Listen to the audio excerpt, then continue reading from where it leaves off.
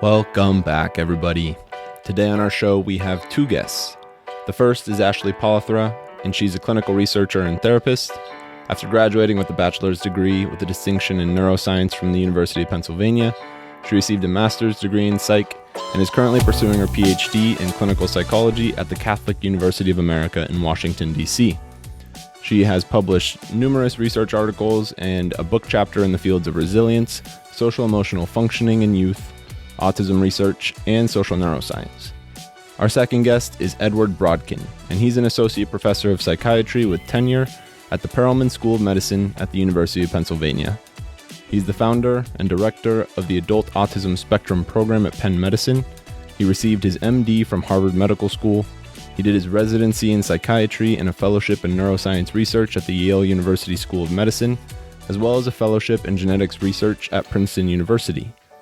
His research lab and clinical program at the University of Pennsylvania focus on social neuroscience and the autism spectrum in adults. Ashley and Edward crossed paths while Ashley was studying at the University of Pennsylvania during her undergrad. They shared similar research interests and uncovered the need to explain the importance of attunement to the general population. As a result, they co-authored this book. It's called Missing Each Other: How to Cultivate Meaningful Connections. They break down attunement, how to really connect with other people, and talk about kind of some of the problems that we face today in our connections with others. So in this episode, we break down this book, break down what attunement is, and why it's so important, especially today. Be sure to check out the links in the description to learn more about Ashley and Edward. Thanks for tuning in. We hope you enjoy.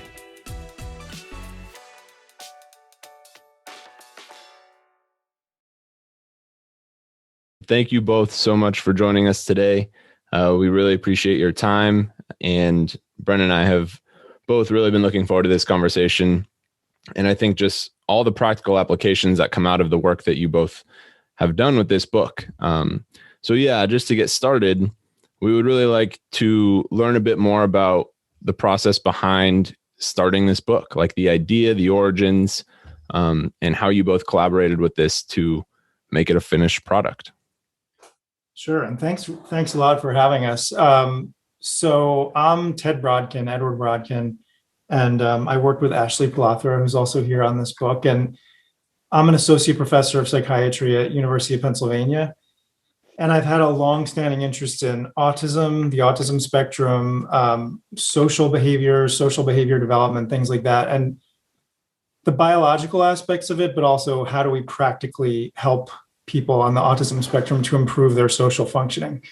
And so this book really got its start when I had a grant to develop and pilot a program for adults on the autism spectrum to help them with social functioning. And Ashley had been working in my lab as a college student at Penn at University of Pennsylvania for a couple of years. And the timing worked out really well because I got this grant right when she was graduating. So she started working on this project, and we were working with clients who were not intellectually disabled, and we were trying to just help them with some of the more subtle aspects of social functioning. And we wanted to go a step or two past what some of the other programs out there offered, which was often kind of like rules and guidelines for social situations, like in this kind of social situation, do this, and that kind of social situation, do that. And those can be really helpful, but they can be kind of limited because they can be a little bit rigid, and then the context always changes. The other person you're with changes. So we wanted to help the people in our program to be better tuned into the moment and the particular person they were with, and come up with a way of navigating through social situations and responding that was responsive to what was actually happening. And so at one point we were talking and we said, I think what we're really trying to teach our participants is attunement, like being in tune with what's going on in the moment. And then the more we thought about it, we thought, this is a hard skill to teach, not only for people on the spectrum, but a lot of us could use some help with this, ourselves included. So we thought, maybe there's a book here for the general population about what is attunement, what does it mean, what goes into it, how can you develop it, things like that. So that's really how it got started. Yeah, and the timing of everything was just magic. Like Ted was saying, the way that I was working with him, and then the study came along, and For me, some of my early clinical and research interests in psychology were very similar to Ted in terms of the neuroscience side and related to autism spectrum disorders. But as I entered a clinical psychology Ph.D. program, I started broadened out my interests right around the time that we were starting to write the book. And so I'm actually a doctoral student at the Catholic University of America in Washington, D.C., entering my last year of internship or residency. And I work mostly with youth and young adults with broader anxiety, mood disorders. But I think one of the underlying aspects that I see all the time, and I'm sure you guys have talked about, is this idea of social functioning challenges, just challenges with connecting with other people, and that the way that isolation and disconnection just exacerbates a lot of conditions and difficulties that we see. So it was, I think, just a really nice merge of our similarities in terms of the field that we're in, our research interests. Personally, we've grown and our relationship has adapted from mentor-mentee to colleagues to, I'd say now, friends and family. But that in itself, I think, was really nice to create a lot of stories along in the book to talk about the ways that attunement on a neuroscientific level is so interesting, but then also just in our day-to-day, just some of the stories to really bring it alive for people to understand how relevant it is in so many aspects of their life. So it was a fun project to work on together. Yeah, this idea of attunement, it's so fascinating because, like you both have stated, it's something that does seem so fundamental, right? Like something that we all talk about, social connection, and how it's so important for us, especially during the pandemic. People are seeing like a lot of the like fallouts of not being able to really be attuned to people face to face. And I had the same thing when, like the same realization I feel once I started reading your book of like, wow, like why aren't we really discussing this topic further like this? Like, I feel like we kind of touch on the surface stating that it's important and then leave it at that, but don't dive into, okay, maybe we need to know more. And even in the field of clinical psych, I feel like with attachment theory, you really focus on a parent attuning to a child, but we don't continue that into adolescence, into adulthood. It seems like it's almost very specific to that attachment, and the social connection later on in life doesn't really get broken down and discussed. So I think this is such an important topic, especially right now. And yeah, I was just like, wow, this is something that we all need to discuss and we all need to understand. And I thought that you broke it down in such a great way. And so I know that there were 4 key points that you really touched on. And I was wondering if you could share a little bit more about them, maybe just a brief description about each one that kind of goes into this idea of really being properly attuned to somebody.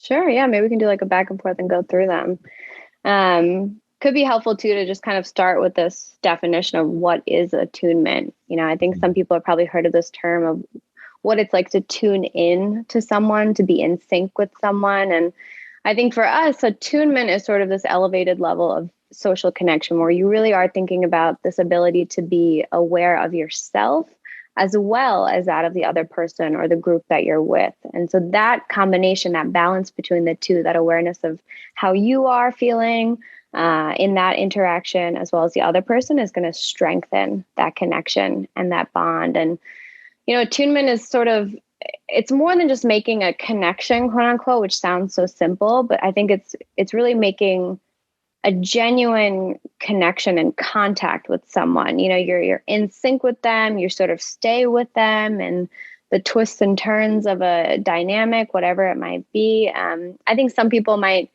have experienced it like when you are just having a conversation, you really get one another, or, sort of like a friendship at first sight where you just feel like you've known this person for so long. Or even beyond connections. Like we talk a lot about the beauty of attunement, how you see that in forms of art or dance, or in sports on the basketball court, when there's a level of teammates really in tune and in sync with one another. There's this beauty that is that you marvel at in a way. It's special and it's unique. So for us, we use a lot of examples in the book to talk about these ideal forms of attunement, these really special, elevated forms. But we also are constantly promoting this idea that everyone has this innate quality and capacity to build attunement in their lives. We know that from the beginning, from earliest stages of life. And so the pillars are really there to help us break it down and to make it a little bit more accessible and concrete. So the first one is relaxed awareness. It's this idea of, it's a foundational concept, I think, that we come back to constantly. And it's kind of what I was saying earlier, this balance between the awareness of yourself and the environment.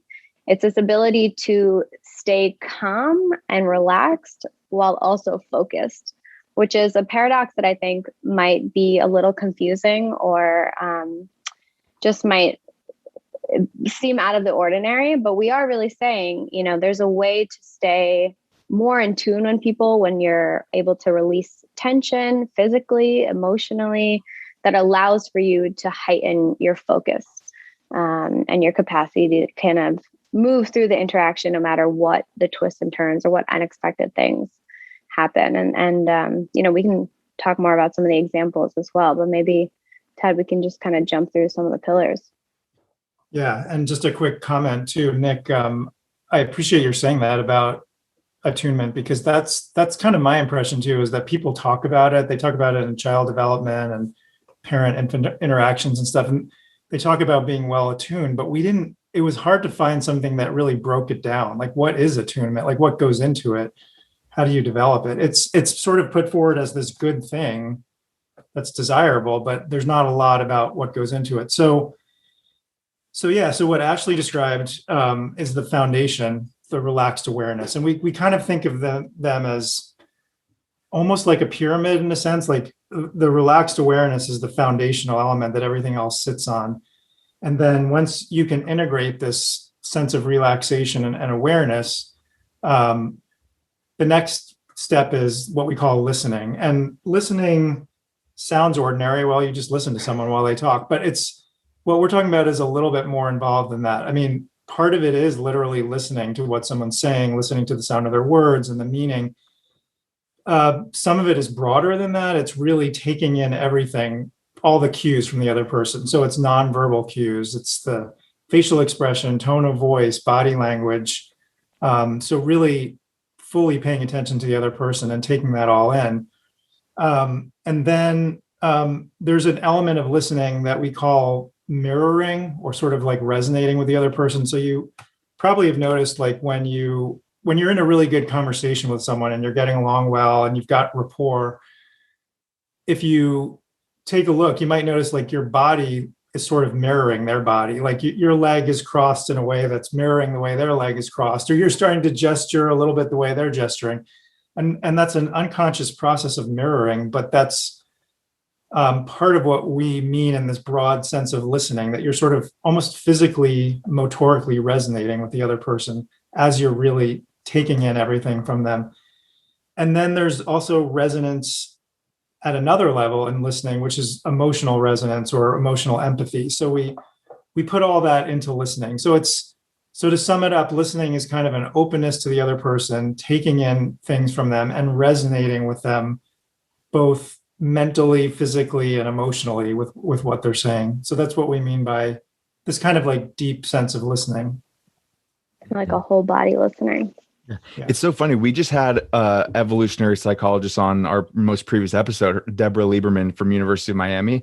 And in a weird way, we were talking about this exact thing from an evolutionary standpoint, where we were talking about it in the form of gratitude and how it was like very ingrained in us from very early on to engage in conversations and use listening in the way you're describing, because it was very mutually beneficial to establish a really great rapport with somebody and a good relationship, because that could potentially ensure future, well-being towards you from that person if they felt like they were being heard and received properly. So it's so interesting to think about how that all ties together and how it's like very much so like ingrained in us to want to do this, because it is in a lot of ways a benefit to do it. Like it's like that good karma idea. Like if you do it, it's going to come back. Like if you do good and treat other people well and do like are listening, like you guys said, it's probably going to come back to you and you're going to get that similar response back from somebody else. And that's, kind of in a way that is finding a form of attunement in that interaction too. So I thought that was a really interesting piece with the listening that you guys were talking about, because we were just talking about this like last week. That's really cool. That's a really Yeah. good point. That kind of speaks to the idea of that reciprocity. Like, I love how you're describing that example, because when you are engaged in that, we talk a little bit more about that in the fourth pillar as well. This idea that when you meet someone where they are, they have a natural urge to want to meet you too, which allows for that kind of back and forth connection. But I guess I'm jumping ahead. That third pillar that we kind of jump off of from relaxed awareness and understanding, and listening, is understanding. And again, these terms seem so simple, which is why I loved how you opened it up too. It just seems like, yeah, okay, I get it. I got to understand people. But it's so much more complicated than that. I mean, in general, we're talking about what you think. You're trying to understand someone's point of view, their perspective, while also balancing your own perspective or your own agenda of what you're trying to communicate. But I think understanding comes from, I like 2 points of understanding to really kind of highlight. One is that understanding someone else should be constant. It should be continual. Just because you understand someone's perspective in one moment, everyone is evolving and changing all the time. And so there's this, I think, responsibility in a way to be aware of that and to continually be attempting to stay attuned in order to understand someone genuinely and as authentically as possible. And then the other thing is to understand someone means to really understand them from their perspective and from what they're trying to communicate, and to try and avoid all of the things that can infiltrate your understanding of them. So your own biases, your own past experiences, your own assumptions about them, or your assumptions about what they're trying to communicate. A lot of that we talk about in the book, how a lot of the exercises that we describe are ways to practice being aware of yourself and aware of what you're bringing to the connection, so as to be more on target with your interpretation of what someone else is communicating.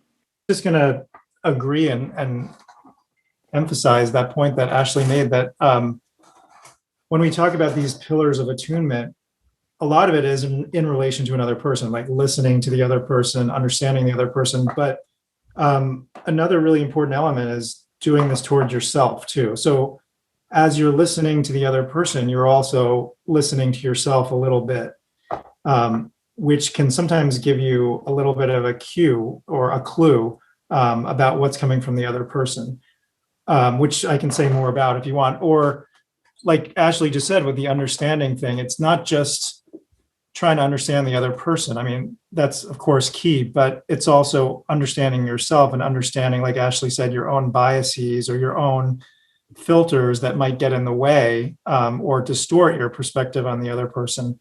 So it's this complex sort of dialectical process where it's awareness of and trying to understand the other person, but also yourself and what's happening between you during that. So Ashley left off with understanding, which is the third one. So we got relaxed awareness, listening, understanding, and then the fourth one is what we call mutual responsiveness. So, and sometimes the way we summarize this is to say relaxed awareness is kind of like the state of mind and body. That's the foundation. Listening is what you're taking in from the other person and yourself. Understanding is how you're processing that and, cognitively understanding it. And then mutual responsiveness is the active element. It's actually what you do. It's how you respond to the other person. And Ashley mentioned this before, but we break down responsiveness into these three parts. And the first part is meeting the other person where they are. So, if you want to have a good, connected, attuned interaction with someone, it's really important to try to meet them where they are. ideally the two of you would meet each other where each other are. You'd sort of meet each other halfway. But if that's not going to happen, then even just trying to meet the other person where they are is really helpful. One way we illustrate this in the book is like, let's say you're a parent and you come home at the end of the day, because I am a parent. I do have kids. And sometimes, your kid is playing with some toy or something, but you want to know how their day in school was. So you're just like, hey, Charlie, who's my oldest son's name, how was your day in school? And he's like, fine, or like sort of ignores you or doesn't really tell you or whatever. And then you could get annoyed and say, well, Charlie, come on, like what happened? And he's like, nothing. You're like, come on, something must have happened. But there, I'm not really, and I've done things like that many times. That's what I was going to say. I was like, you learn from experience. Yeah. I'm not really meeting him where he is. Like I'm insisting that he give me an answer, But if he's, I don't know, like playing with some toy or reading something or watching a video, and I, if it seems like a good moment, if I express some interest in that, I was like, oh, that's a cool toy. Or, I meet it and he's like, oh yeah, you want to play catch or whatever. And we start, and so I kind of meet him with what he's doing, what he's interested in. And then not long afterwards, a lot of stuff will just spontaneously come out about how his day was without me like having to insist on it. So it's that kind of like meeting the other person where they are establishes that kind of connection where, it's not really like a passive thing. Like you're just, doing whatever the other person wants. It's a way of connecting with the other person. And then by doing that, you actually have more efficacy, more sway or something in that relationship.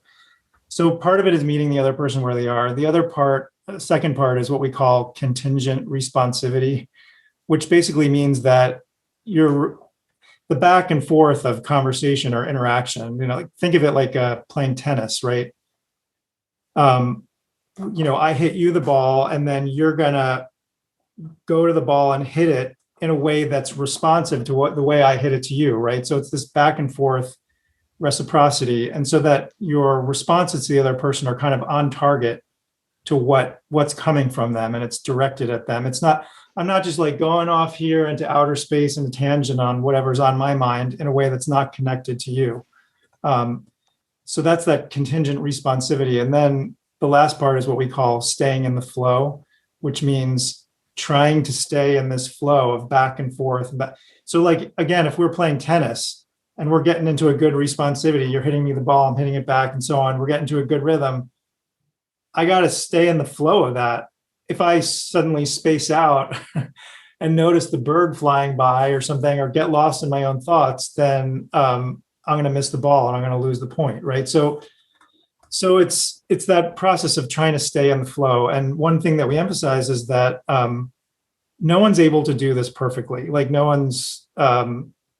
we can't do it perfectly. I don't think anyone can do it perfectly. We all sort of fall out of the flow every once in a while, or there are definitely moments of misattunement or misconnection, or, we seem to be getting along really well and understanding each other. Then suddenly it seemed to break down and like we're talking past each other. So those kinds of things inevitably are going to happen. They happen all the time. And so another thing that we talk about is sort of basically starting again, beginning again. So if you fall out of attunement, you fall out of connection, be kind to yourself, realize that it always happens to everyone, and think about, well, how can I begin again? And sometimes it's kind of at a trivial level, and sometimes it's at a bigger level. Like you have a friendship with someone and you feel like you have a good relationship, and then something goes wrong. And it's like you had a little bit of a falling out, or you're misunderstanding each other. And so how do you repair that break in the relationship? How do you begin again? So it can sort of be at like a micro level or a macro level, but so those are a lot of the things that go into responsiveness. Yeah, thank you for breaking those down. I thought that was great description of each of those. And I think something I really appreciated about the book was how much you both emphasized the importance of like the internal process in the conversation. Because I don't feel like that's something that gets discussed too often. You kind of say that like you need to be polite in conversation, and that almost seems a little more dismissive of like maybe some things that are coming up for you in reaction to maybe feedback or something that somebody else said. And so in my training doing clinical work, I think that's been, it's a difficult process to really recognize like what's coming up for you when you're working with somebody, trying to manage that and then be attuned to them in that process. And wow, like we're just seeing it so much today with like people wanting their opinion to be heard more than what somebody else's. Discourse doesn't seem to be very civil anymore. And it's, yeah, you could tell that there's just like a lot of internal processes going on if somebody says something to somebody and then that just comes out in maybe not the way that was most beneficial to the listener. So I think that's something that something that I've been working towards managing myself over the past like 3 years or so. And like you're saying, it's difficult, but it's such a key component to this whole idea. Yeah. I'm curious, it sounded like you reflected on it a lot. Are there certain elements that feel more difficult than other ones? Like when you are trying to manage that in the moment? I think it's that almost like the fear or apprehension of not getting your idea across. And so you really stick to that side. And so let's say I'm in a back and forth with somebody and we disagree on something. And it's almost that the other person's going to really be stuck in what they're saying and they're not going to be hearing what I'm saying. And so I'm going to almost go to the extreme of what I'm saying in order for them to really hear that side. And I feel like I need to like suppress it sometimes, but yeah, I think that's a challenge that I've been seeing just a lot in general with a lot of conversations that come up, especially politically. It's very divisive and it's scary because these things, like you're saying, with proper attunement, this conflict can be managed and it can be discussed and people can learn from each other. So I think that's one of the key components that I've noticed in myself at times is that I get really stuck on this one idea if I feel like it's not being heard or received the right way. And so it'll be difficult for me to properly listen to what the other person is saying. Yeah, absolutely. I feel like a lot of people would agree with you on that. Yeah. It's almost like it's a very cultural thing that's, at least in the Western world, I think ingrained in us. Like we have to, if we're not heard or understood, we just need to yell a little louder about it or get it or like pound it into someone's head until they get it. But in reality, maybe some of the examples resonated with you in the book when we were talking about how there's so many ways in which if we did let go of that desire to win, we're actually more effective. Like we feel like if we, let go of our idea a little bit, it's like we're going to lose in that situation. But in some ways you become more effective because you're meeting that other person where they are. It's so hard. It's very difficult to do, but that's awesome that you shared that. I love what you guys said too about the understanding, and it really like the way you described it, it kind of resonated for me in a different way because I think, and this is just the way it like kind of clicked, but you guys kind of posed it as this, you understand somebody else deeper so that you can then recontextualize yourself and how you fit into their understanding. And then like your understanding of yourself and them kind of grows as you gain depth and that like an understanding of them, then you can kind of reflect and get a deeper understanding of yourself. And like, it's that like constant back and forth of that, like the meeting and understanding somebody else and then reflecting on yourself. And then the constant replication of that slowly like makes this level of understanding like bigger and deeper. And I feel like when it comes to the attunement discussion, that's it really is. It fits very well as a pillar because how can you navigate that without the depth of understanding of other people's experiences and how their perspective is on a specific situation. So I think I really like that, how you guys kind of made that point, at least how it clicked for me. Cause that's something that I think a lot of people have a really difficult time doing, kind of like what Nick was describing. It's like hard to get to the spot where, the relaxed awareness is still there so that you can approach the understanding and then like go through that process. It seems very difficult to do. Yeah, like a lot of the things we talk about in the book sound simple, but they're surprisingly challenging. And when you were describing that thing about the understanding the other person and then yourself and then the other person, it can feel a little bit like a hall of mirrors kind of a thing. But I think, and it can be maybe seem a little bit overwhelming, but I think, it's sort of, you can take small steps towards this. I don't think someone's going to master this really quickly. So I think just step by step, a little bit, taking it in sort of bite-sized pieces can really help.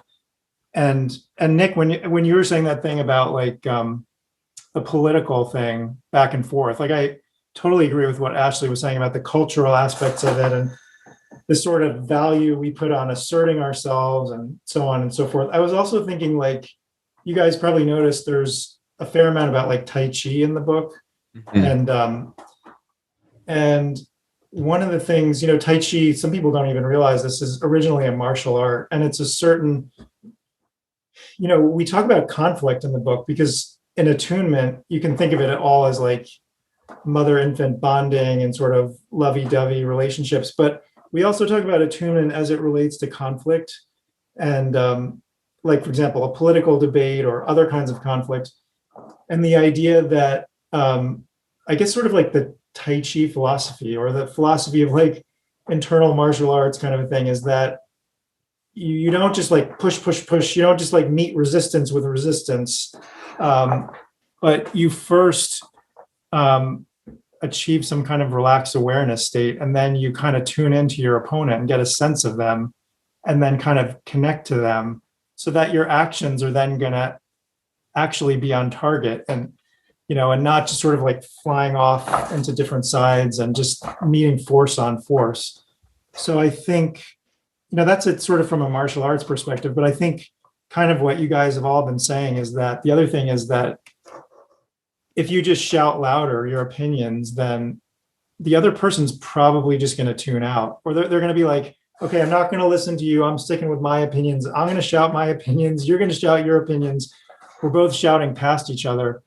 But if you think back in your life, if you've had an experience where someone really, really listened to you carefully and really tried to understand your perspective and gave you that space to do that, then you're more open to hearing what they're going to say next. So it's this sort of paradoxical thing. It's like we feel like we're giving up our high ground or something by not pushing our opinion, but actually by trying to connect a little bit with the other person, they then may be more open to hearing what you're going to say, is what we're trying to say.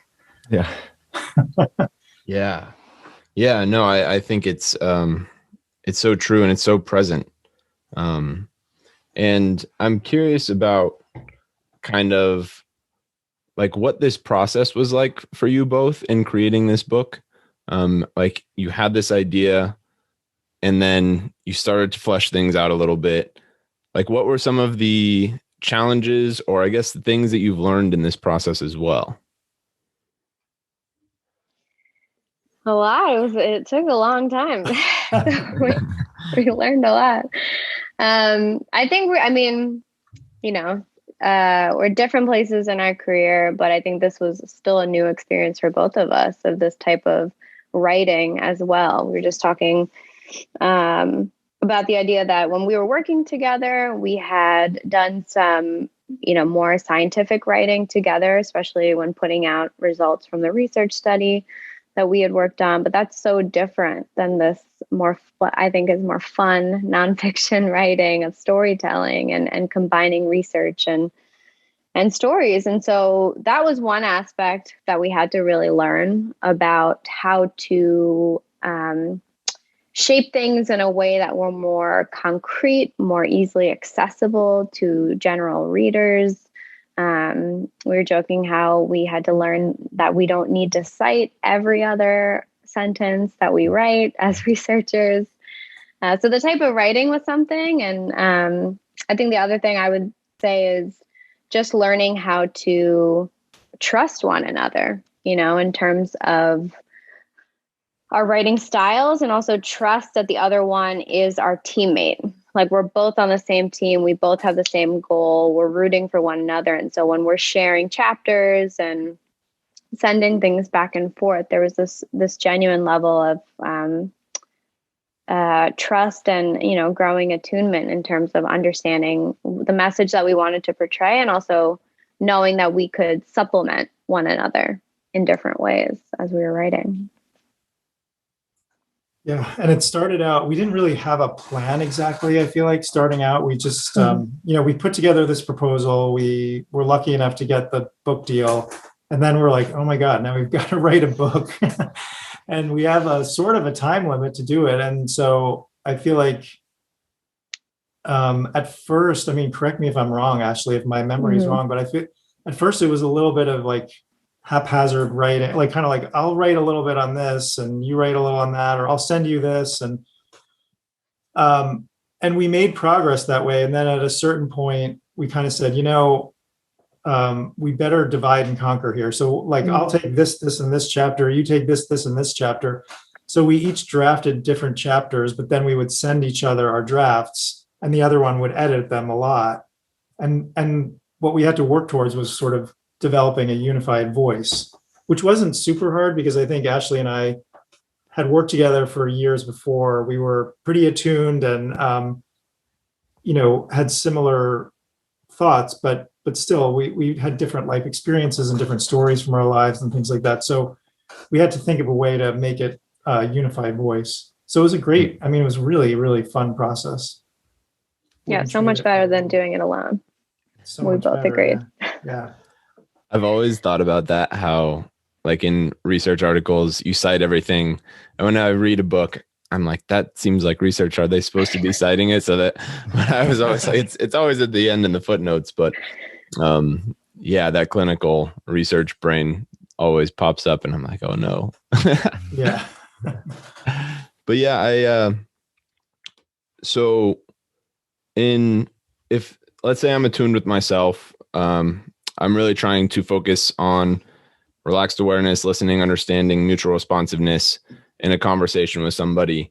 But it's the opposite for them. And they're very not trying to be attuned with myself in this conversation.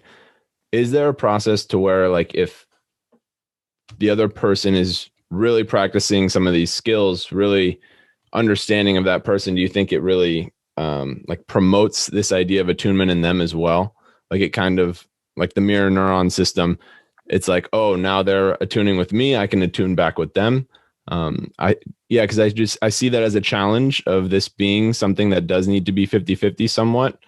So yeah, I guess that's my question, kind of.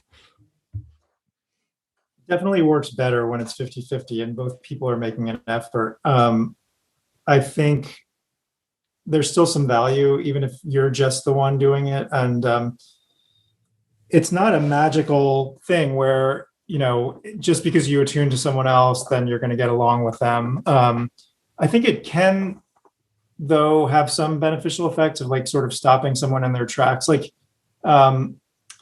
it's interesting. I've just started learning about, and you may have heard of this, you guys, nonviolent communication. Have you heard of that concept? It's trying to remember the guy who developed this, but it's basically a strategy for communicating with people where you have a major conflict with them.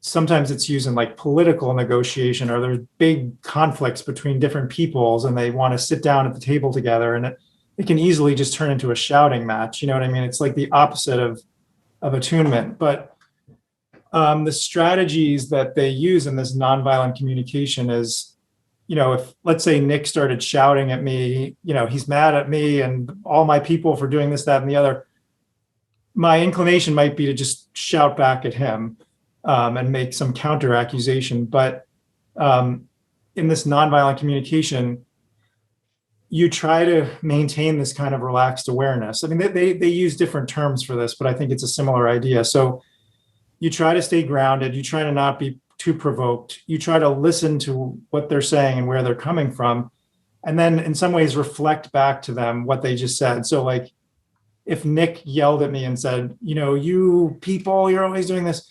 And then I just said, so what I'm hearing you saying is that you're angry at me and my people for saying blah, blah, blah, blah.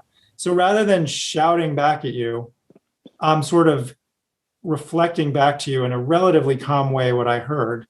And what that sometimes does is it stops the other person in their tracks, because they're kind of expecting you to just start shouting back at them, right? Yeah. And so it can sort of stop the other person in their tracks, and they may soften a little bit.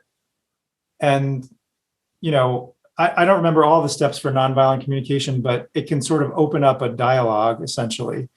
So there are ways in which you can use principles like this, even if the other person is not intending to come into this interaction in an attuned way. But if you're willing to take this on, there's a chance that it could make for a more productive interaction. Yeah, it seems like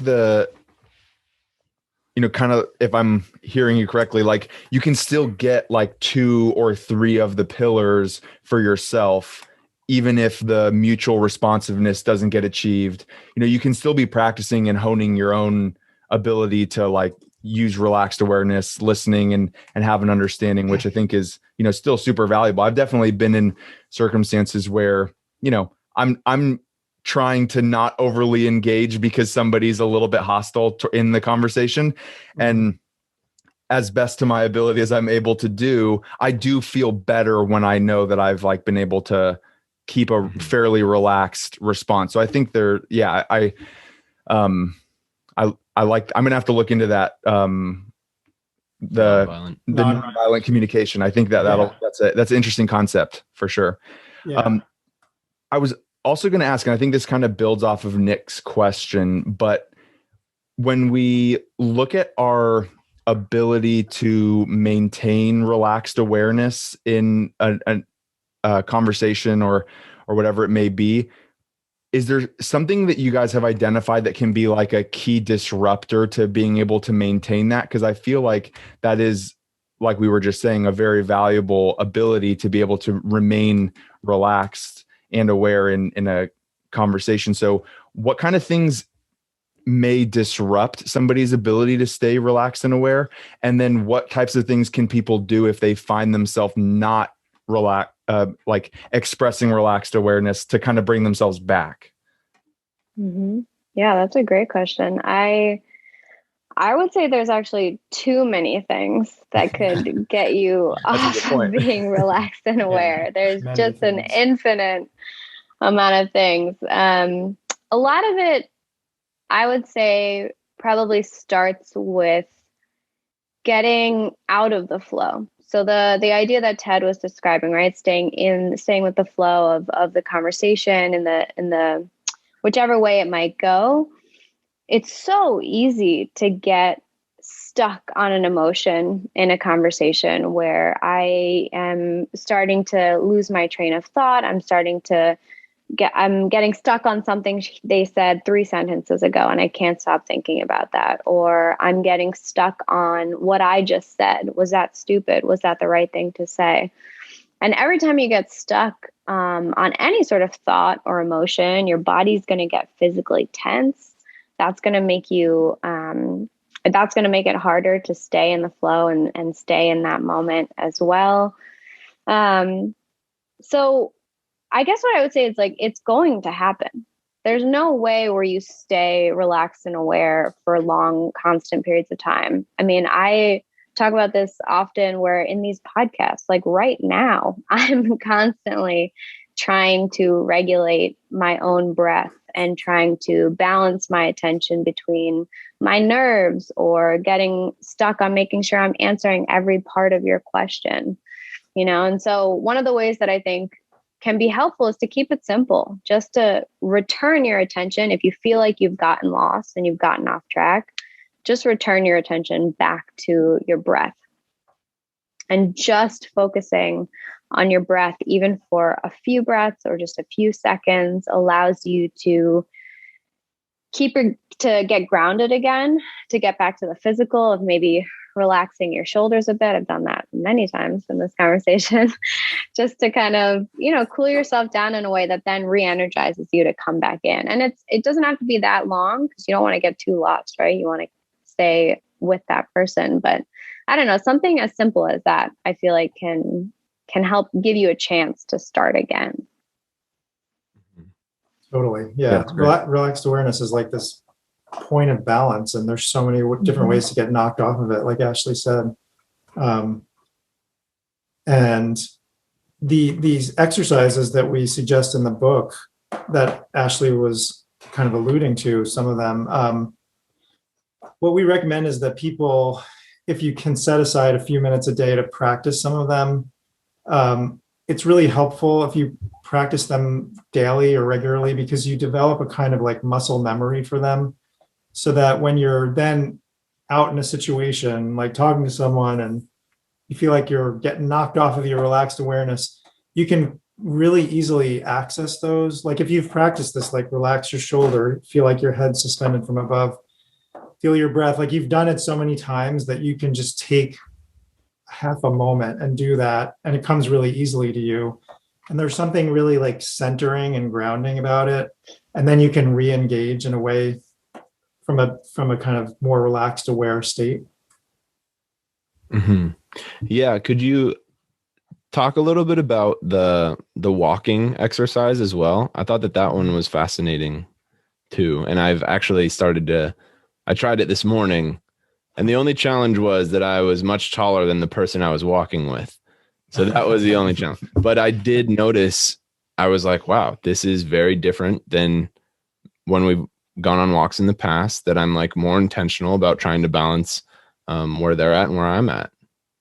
So you were doing the partner one, not the solo one, sounds like. Yes, the partner one. Yeah. Do you want me to take that one, Ashley? Sure. Yeah. Well, I think we have a solo one and a partner one. Maybe I'll say something about the solo one first, which is, to develop relaxed awareness, we talked about kind of sitting meditation, standing meditation, and so on. And then there's a walking meditation. And this isn't completely original. Like if you look at Buddhist meditation practices, where a lot of the mindfulness stuff comes from, sitting meditation and walking meditation are like the two classics, right?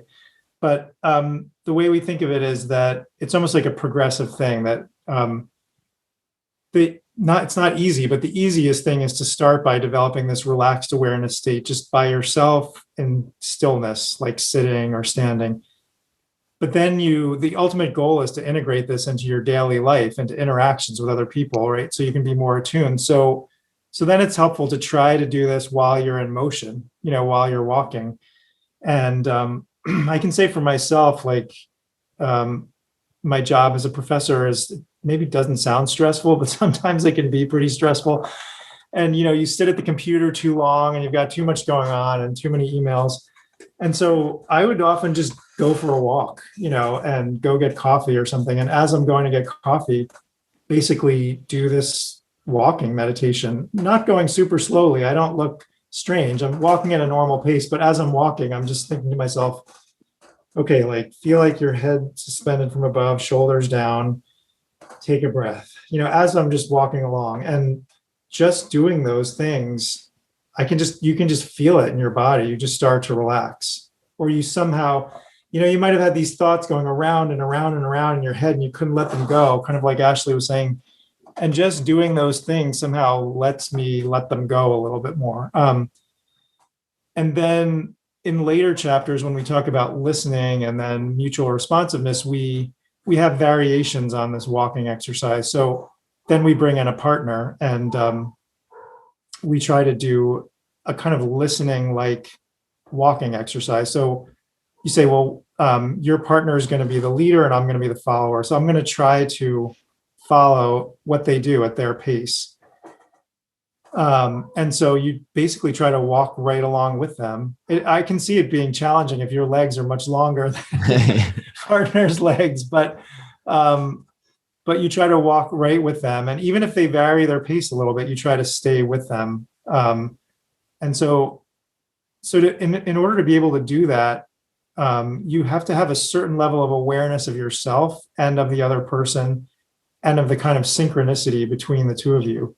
And these are skills like, if you're, like Ashley said, like if you're on a sports team or if you're in a music group or something, you develop through a lot of practice this kind of ability to tune into your bandmates or your teammates and be in sync with them in that way. And then in the mutual responsiveness chapter, I think we had another variation on that where you could sort of alternate leader and follower without even saying anything. So you had to kind of try to stay in sync even while one or the other person is varying the pace. That's really hard to do. And I think what tends to happen is you tend to tense up. You know, you're like, I got to try really hard at this. And you tense up and you kind of lose your relaxed awareness. So it's also an exercise in trying to maintain that feeling of relaxed awareness, even while focusing and tuning in and staying in sync. Yeah, it's so interesting how it's like so present in our lives, like you're saying, with musicians, with sports teams. Like growing up on athletic teams, they always emphasized synchronicity with warm-ups. Like you always had to do the same thing as your teammate. You have to look the same way. And I understood generally that it was because we're all on the same team and it's like team collaboration. But yeah, this deeper sense of attunement and being connected with each other, I think it's so present. And it's just interesting how these things have always come up throughout my life. But I've never really made all of these specifications about like how they're impacting me or what's going on in my body at those moments. I was going to say, similar to what you were saying, hopefully our hope is that it gives people language for a lot of things that they already know or they've already experienced, and just sort of identify, even through the quiz that we put in, ways where there might be just certain elements that are harder than others, and areas that they want to improve. And so it gives you a chance to sort of break it down in a way that's more easily understandable. Mm-hmm.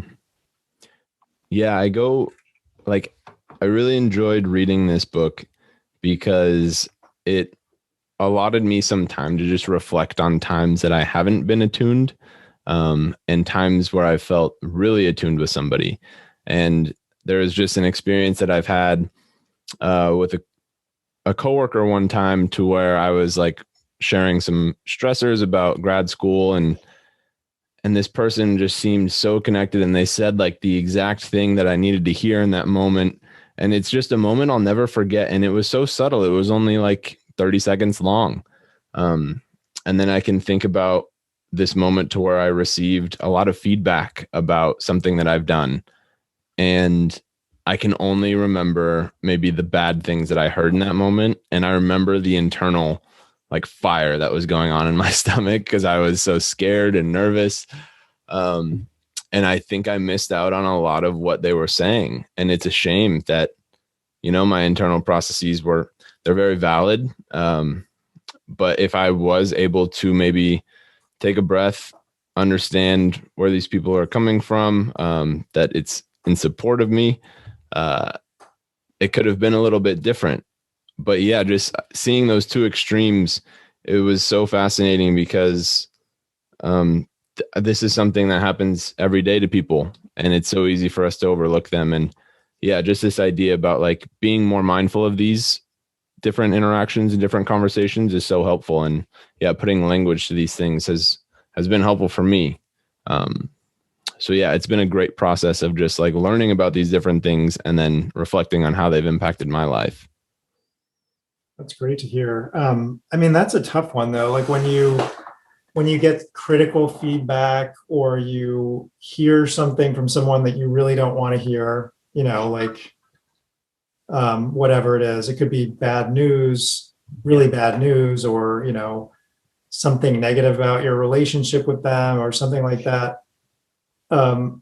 It's a tough moment to maintain attunement or to maintain relaxed awareness. Mm-hmm. I think it's natural to feel really overwhelmed or stuck on what they just said. And,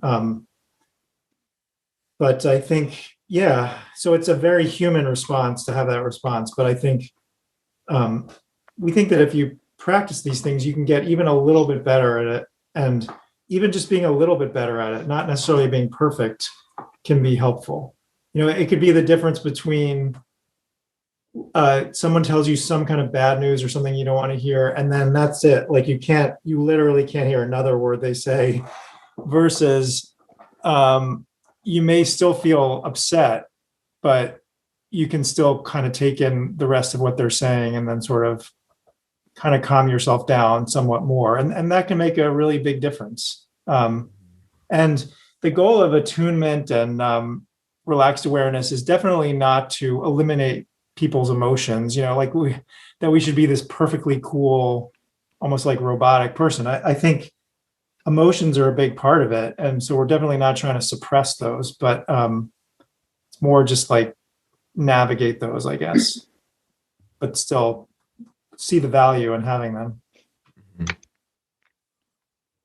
Yeah. Part of like the way that I kind of like to process this information is by like taking it in and then trying to figure out like, okay, how does this like intersect, and where do I think like I can observe and apply the things that I'm learning and reading in the world, basically. So I have a question now, and I'm like curious to get your quick take on it. And it was kind of a springboard off of another interview you did. It kind of got me thinking a little bit more, but what role do you think a lack of depth, interpersonal depth, plays in people's lack of attunement? Especially, I just keep thinking about how like social media and news and like politics and stuff like we were talking about, like it's talking points, it's little flash news bits, it's like all of these little things.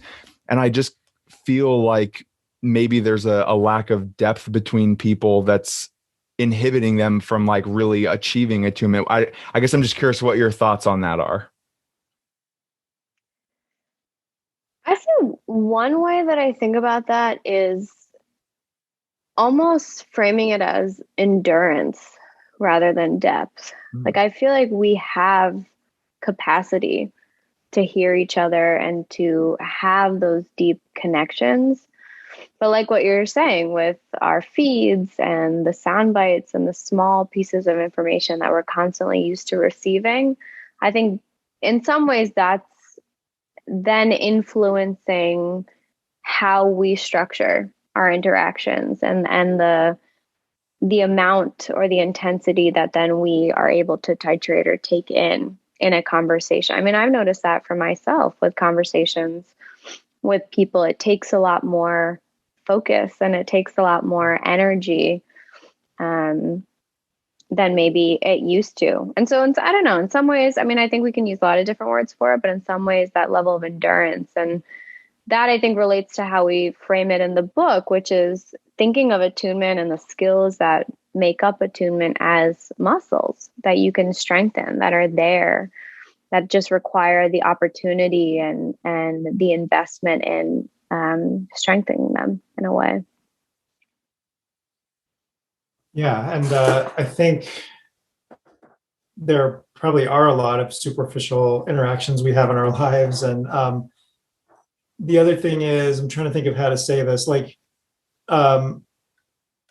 we say that like being attuned or developing the skill doesn't mean you're going to be super close to everyone or have like a deep interaction or deep relationship with everyone. And there's some people who you just get a sense that all they want is like just superficial, like talk about the weather, like what the latest sports scores. They don't want to get too deep for whatever their reasons are. And part of being attuned, I think, is also sensing from the other person.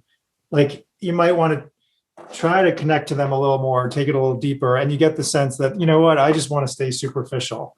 And so in some ways saying, okay, well, that's how they feel more comfortable for whatever reason. Like if I try to have a deeper connection in some way, that's not where they want to go. So you'd be out of attunement in that case if you were trying to go deep with somebody who didn't want to, right? Yeah. Right.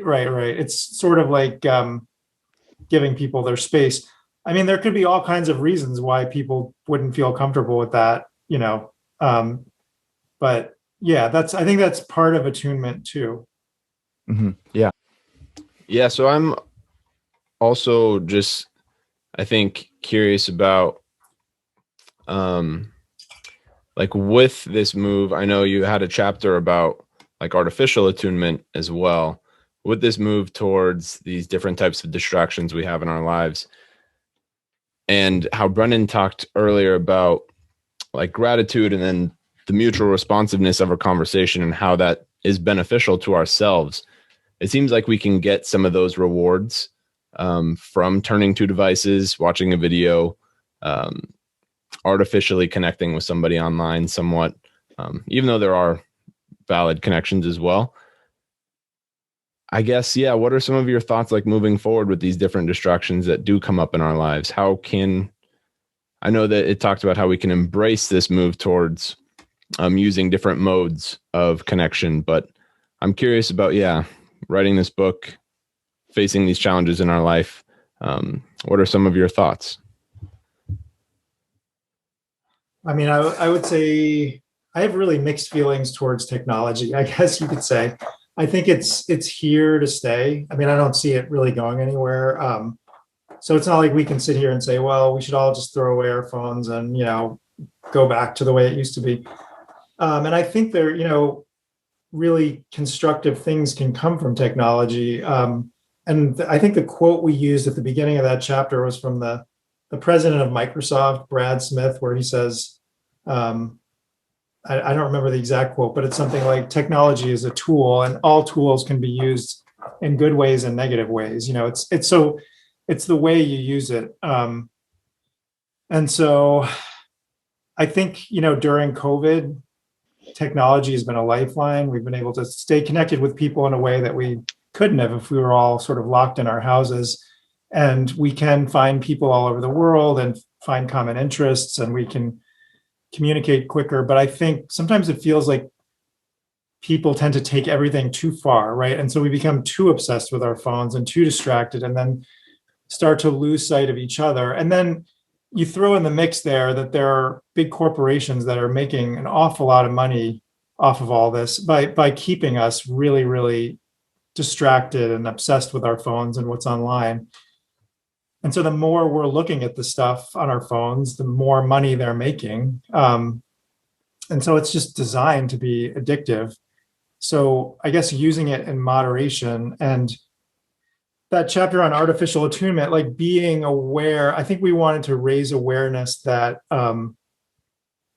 more and more technology is encroaching on our natural human relationships, and more technology is able to simulate some aspects of human attunement, like facial recognition technology and,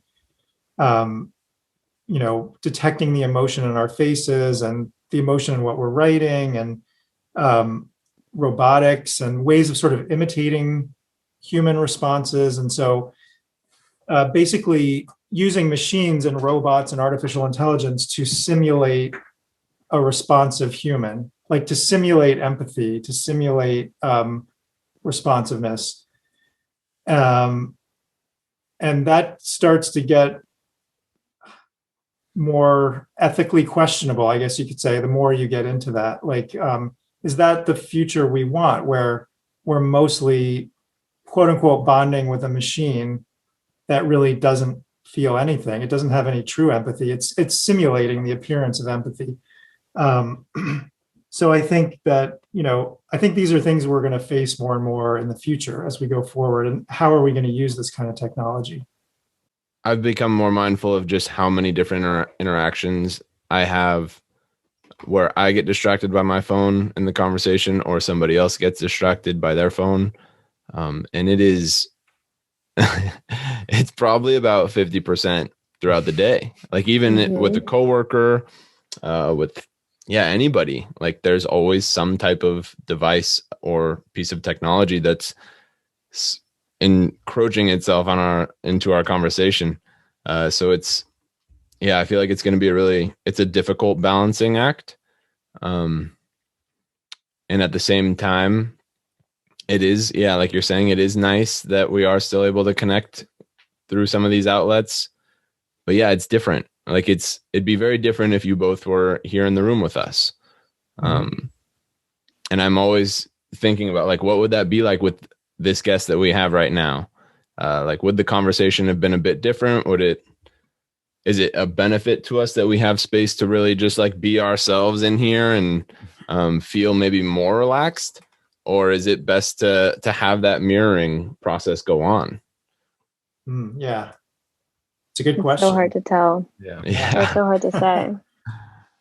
You do get that energy from people. I mean, on the screen, right? It's like I can hear your voice. I can sort of see how your bodies are moving or responding to different things. But there's less of that kind of contingent responding in a way. You know, on top of that, Wi-Fi issues, things are slow, things are sort of off kilter in that connection. It just makes it all the more difficult. Not to say, like Ted was saying, you know, we can't knock it. It was huge and necessary. But quantifying, the value of it is hard. Yeah. So with these 4 pillars that you've identified, was there anything else that you felt like you wanted to almost add to the book? Because I know you do have to really confide things to kind of something that is very digestible for people. Was there like something more that you wanted to say, or do you feel like, or even after now, like talking about it in different podcasts, has there been other ideas that have come up? That's funny. I was actually sort of just thinking about that as we've been talking. This one idea, and Ted and I have talked about this as well, when we're trying to get this message out and trying to describe attunement and really help present it in a way that's as accessible to as many different people as possible. And I think we tried really hard to do that in the book and tried to speak to as many different types of situations.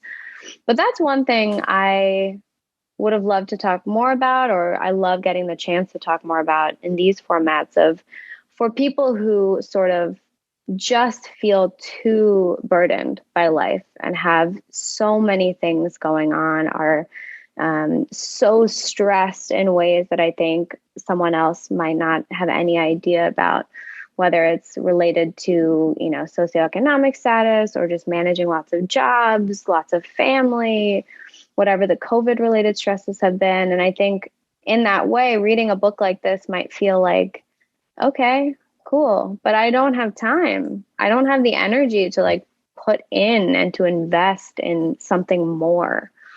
And so in some ways, I think we try and come back to this message of the way we try to shape these exercises and these concepts are something more than mindfulness, or, you know, we've thrown around the word meditation a lot, and that turns so many people off because I think it's just, you know, they have this idea of it where I just need to sit on a yoga mat in my room for 20 minutes a day and empty my brain. And a lot of what we're saying is no, that's actually not what it's supposed to be. It's supposed to cultivate this non-judgmental, just mindful awareness of whatever it is that's going on.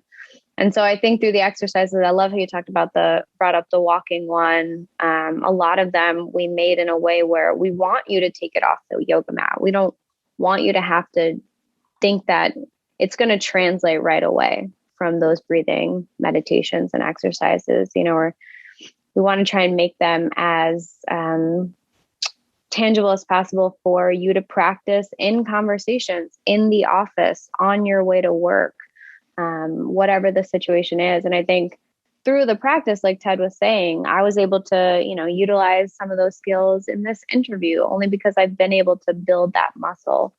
But it's maybe more accessible, and it maybe has more of an impact than people might imagine, even for the most stressed of us. And the benefit of just increasing some genuine connection, even just a little bit of it, is huge, and it has a ripple effect.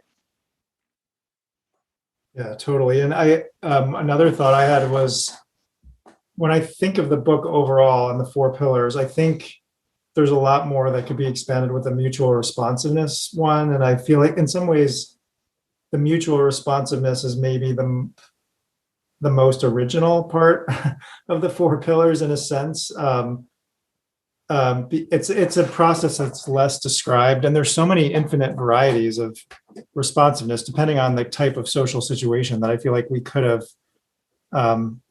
there's a lot more depth we could go into. And Ashley and I are now also writing blogs for like Psychology Today and Medium. And as we're starting to do this, I'm thinking more and more about like all the applications of attunement. And one of the things that really interests me is the practical applications to real world problems, that the world faces, like whether it's like racial justice issues and how to talk about that, or climate change is one that I'm really interested in. Like, how are we going to work together as a species, to address, or even the pandemic? Like, there's so many issues right now that calls for an ability to cooperate and work together to work on problems that are global, right? It's not like, well, we'll take care of our thing here in America, and I don't care what the rest of the world, it's like, no, we're all going to have to somehow work together on these problems if we're going to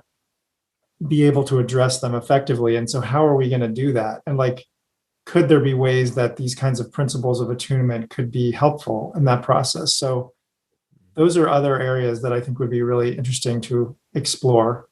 It's sort of like in this book, we laid out the general principles, and now I'm really interested in the applications because I feel like there's such pressing real world issues. If there's any way that we could contribute to those, I would really like to. I was just right up as you were saying that. My thought was like, man, the idea of finding two, like, I don't know if the wording would be well-attuned individuals from very polar sides of a discussion like climate change, but who could sit down and navigate like a really like hearty debate on the topic, but be very attuned with one another. That would be so fascinating to watch, to hear two people like on a really complicated topic who are very well understood on the literature and everything, just really have a respectful conversation with one another. And I don't know that we get that very many places. I don't think that sells. I think what we like to watch are the train wrecks. I know. Yeah. So I'm totally with you. Very true. Yeah, this is like a random thought, but one of the things that's fascinated me for a while is how do people ultimately make peace and work together? Like, it's not mysterious to me how people get into conflicts and get into wars and things like that. But what's mysterious to me is like, after years and years and years of conflict and hating each other and stuff, there are times when people ultimately just, they're like, okay, we got to stop fighting and we've got to learn to get along. And how does that process happen? I think it's really interesting and important to understand that. Mm-hmm. Yeah, I think something that we talked about also in our last conversation about gratitude was that in conversations, Dr. Lieberman, the researcher, found that the delta of expectations, like what we expect to get from somebody else in this interaction, kind of determines how much we appreciate them. So like the example was, if there's a friend who is getting you coffee every day, and you aren't that grateful for it because it's kind of something that becomes expected, is very different than something like a stranger getting you a cup of coffee and you're like, wow, this is such a great person. Mm-hmm. And I think this is, you touched on it in the book as well. Like, what are we expecting to get out of this conversation with somebody? How are we expecting them to respond? And I think that's something that is so important too. And I was wondering if you wanted to expand on that a bit about like, how do we show up in these conversations? What impact does our expectation kind of have in promoting a healthier conversation? I think I'm trying to remember exactly where we mentioned that, but I think one of the things we talked about was not getting too rigidly stuck on your expectations. Like not, if I'm in an interaction with someone, like let's say you and I are talking, Nick, that I'm hoping that Nick is going to say this, or I'm expecting he's going to do that. And then if he doesn't do that, I could get like annoyed or, disappointed or something. And so rather than getting too stuck on what we're expecting to happen, to actually just be open to what's actually happening and be engaged in that process. So you could sort of think of like another analogy we use in the book is like jazz musicians improvising together, right? And it's if I'm playing an instrument and you're playing an instrument and we're playing together, but we're kind of improvising, and I'm expecting you to do something, but then you do something different. And then I'm like, well, now I'm totally thrown off. He didn't do what I was expecting him to do. Like it could just sort of stop me in my tracks. And then the interaction is broken. So if I'm able to stay open and flexible enough to actually go with where you're going, or like there are dances like the tango or something that's like a ballroom dance where it's sort of improvised. And if I'm too stuck on what I think my partner should be doing rather than going with what they're actually doing, then we're not going to move together well. I don't know if that's what you're alluding to, but I mean, but on the other hand, expectations are human, right? We expect things from other people based on the pattern that we've had with them before. So like if I was getting Ashley a cup of coffee every single day, and then one day I didn't, she'd be like, what's the problem, Ted? Like, where's my coffee? So it's not, of course we're going to be guided to some extent by past history and patterns and expectations. So it's challenging to stay open to what's actually happening and not get too stuck on expectations, I think. Yeah, one thing I would just add to that is if you get too stuck on your own expectation of what's to come, you might lose the ability to be mindful and present to some unexpected outcomes that are actually pretty positive, and could be advantageous or beautiful in that exchange. To keep it simple, like if I had this one expectation of Ted bringing me that coffee, but instead he brought me a croissant and I got stuck on being mad about expecting that coffee. It's a silly example, but it refers to that example. It refers to the idea that you can have more than you might expect. Yeah, I think what you both said definitely wasn't in line with what I was saying. I'm wondering if also what if it was just something that I read that like triggered a thought in me about that. And I think it might be something about like coming in with our own biases and not being able to recognize that and really looking for something to fit our bias of how we're seeing somebody else and maybe making that the whole of them. So like if I'm going in to see somebody who, let's say, is just like a really staunch Republican, really on the far right, and they say one thing that is in line with that, but they say a bunch of other things that aren't, like I'm going to really be focused on that. And that's where a lot of my expectations are going to go. And I think that could really take away from how I approach that conversation possibly. So I think that's kind of the piece that I was thinking about as well, which was helpful for me to reflect on too, if that makes sense. Yeah, and that's so human, right? We know this from psychology classes of that selection bias of your attention just naturally does that. It goes to the things that you're hoping for and you expect. And so at baseline, we're kind of, pushing against the tide in that way. But I think by cultivating some of these skills, especially with relaxed awareness, you can just have a better chance of being mindful of that. Yeah. Yeah. And so there was also this topic that you broke down of cognitive empathy versus emotional empathy.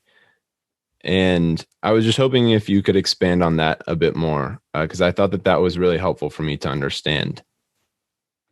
Sure. So emotional empathy we talked about in relation to listening, and then cognitive empathy we put it in a whole other chapter in understanding to kind of emphasize that these are, we think of them as different. So emotional empathy is that resonating with someone emotionally, so that if they're feeling some emotion, that you start to feel some of that too. Sometimes people call it like hot empathy because it's emotional, like you can feel it, you can feel the emotion yourself. Whereas cognitive empathy is more, it's not necessarily feeling the same emotion, but it's more cognitively perspective taking, like thinking, well, from Nick's point of view, he may see it this way. It's not necessarily that I'm feeling what you're feeling, but I'm reflecting cognitively on the way you may be seeing it. So that's generally how I think about the difference between emotional empathy and cognitive empathy. Mm-hmm. No, I think that breaking that down was helpful for me because you spoke about how extending emotional empathy too far can take us out of this process of attunement to a certain extent if we can't balance these two things. And I think that's so important to say because I do think that there is this huge emphasis on, like, we really need to empathize with this person as much as we can. Mm-hmm.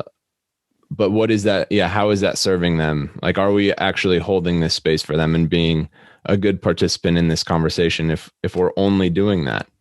Mm-hmm. Mm-hmm. Yeah. There's a way, I mean, you may have, I don't know what your guys' experiences are too as clinicians, but I feel like when I see patients now, I emotionally empathize with them often. Like I feel what they're feeling, but then for some reason, I don't know if it's just years of doing this, I don't usually hold on to it too much past the session time. So it's not like it usually, I mean, occasionally this happens, but it's not like it just ruins my whole evening because I can't get myself out of that emotion that patient or client was feeling. So it's a kind of an ability to resonate with someone and emotionally empathize, but not take it so far that you're just consumed with it and that you completely lose yourself in it and you're overwhelmed by it. And on the other hand, I think if you only had cognitive empathy and you didn't have emotional empathy, I mean, in the book, we sort of allude to some kinds of psychopathology, I guess, or, and one of the things we allude to is psychopathy and sort of psychopathic personality can have cognitive empathy. They can understand, they can sort of take other people's point of view to the extent to manipulate them, right? Like they know that I can manipulate you because you see things this way and I can do this and that. But at least classically, what's described is that the psychopath sort of doesn't have as much emotional empathy. So they're not really resonating with you emotionally. They're cognitively able to take your perspective, but they're not really, if you're distressed, it doesn't really bother them very much. And so I think both of them are valuable. I think having some balance between both cognitive empathy and emotional empathy is really important. Mm-hmm. I like how you mentioned that phrase of holding space. We had just been writing about that recently as well, because I think even if you're not a clinician, sometimes when someone's telling you something super emotional, you could get wrapped up in their emotion. You could also maybe get sidetracked in how you experience something super similar and bring that to the exchange in a way where, it kind of derails from that other person. And so I love that concept of, being emotionally empathetic, but yet holding that space for that person until they give you that indicator that it's kind of, they're shooting it back or there's that back and forth, I think can strengthen that connection. Mm-hmm. Yeah. And that whole phrase, holding space, it reminds me of what we were talking about, like the classic view of attunement of mothers and infants or parents and infants. And it's like, if you think of like a mother and an infant and like an infant being really like distressed and crying and so on, and if the mother sort of holds space for that infant, I mean, she is empathetic. It can cause her distress that her baby's crying or whatever, but she's able to kind of have a holding environment, like hold space for that. And she doesn't ideally get completely so overwhelmed by it that she freaks out and she's on the floor crying and screaming, and then the baby's crying and screaming. It's her ability to both empathize, feel with the baby, but yet regulate herself and sort of hold a space for the baby that enables the baby to regulate, if that makes sense. Yeah, right. Like as a parent, you can't just go to your child and start screaming if they're screaming. Like it doesn't work like that. Like we got to be able to maintain ourselves. And yeah, I think this is definitely something I've been thinking a lot about in preparation for this conversation of like how this is so translatable to how we see caregiver child attachment, of like how we do want to kind of show up in conversation later on in life. Like there, of course, are going to be times to where we're really dysregulated and it's hard to stay attuned. And that's completely valid. But yeah, if we're properly attuning to somebody and they're in a time of distress or they're really opening up to you, like it's good to try to be a base and reflect back like what's going on and be supportive in that sense. So yeah, just seeing how these things are so fundamental in this child-parent interaction and how it's so easy, I guess, personally, to lose sight of how these things do carry on later out in life, but how applicable they still are so much. Mm-hmm. And yeah, and the more that you know about yourself in that way, maybe know about your own attachment style or know about how you relate to people. I mean, sometimes I promote therapy as a way of, you might not have an immediate issue. You just want to learn more about yourself and the sort of triggers that you have or the, styles of relating that you have. And all of that insight and awareness is then going to just make it so much more effective to connect. Mm-hmm. Yeah. And I think like, if you look at the research on attunement, it's mostly in two areas. One is mother-infant interactions and the other is therapist-patient interactions. Yeah. That's where like most of the research is on attunement. I mean, I guess what we're arguing in this book is that this concept goes way beyond those two specific types of interactions to so many different types of interactions. But yeah, there's something about those particular kinds of relationships that where attunement really comes into play. I think it's just so heightened maybe, or just kind of pure in some way. Yeah. Mm-hmm. I do think that you both did like such a good job of really, like as a reader, I was like, wow, this is beautifully written in the sense that you did talk about like the cultural differences and contextual differences of these things that are coming up and really stressing that this isn't something that is going to be perfected by all people. It's challenging and it's tough. And I think that was very nice to hear. It was very like normalizing to hear. So I definitely appreciated that sense. And I guess I am curious now, like, could you foresee a follow-up book about expanding on this topic, diving into Big mutual question. responsiveness?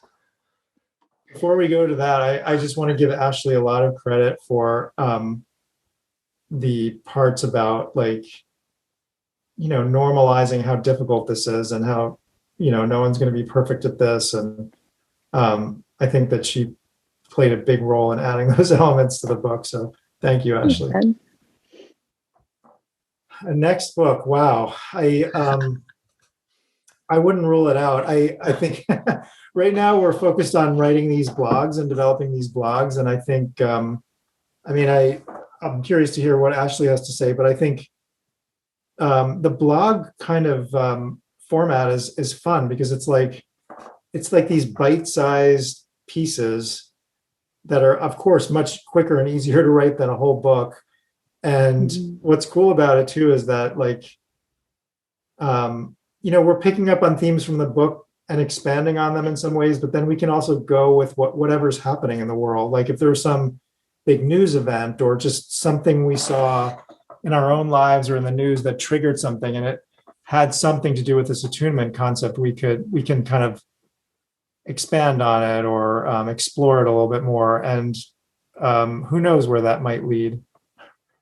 Yeah, I'm with you. And I think a lot of writers do that. I feel like where they start with these platforms or start with these blogging experiences and build a book from there. So I feel like that might be the direction we go this time. Yeah. Yeah. Well, this has been awesome. I'm so happy that this is just out there. That you wrote this book, that you collaborated on this, and that your paths have crossed, because I do think this is something that's so important for so many people to read and learn about and just be more cognizant of. So, and thank you for taking the time today. We really appreciate it. Yeah, thank you. Thank you guys for having us and just spreading the message. Yeah, thank you so much. Thanks for the kind words on the book. And I think your podcast is really cool. I love what you guys are doing. So we'll look forward to following your work as well. Thank you.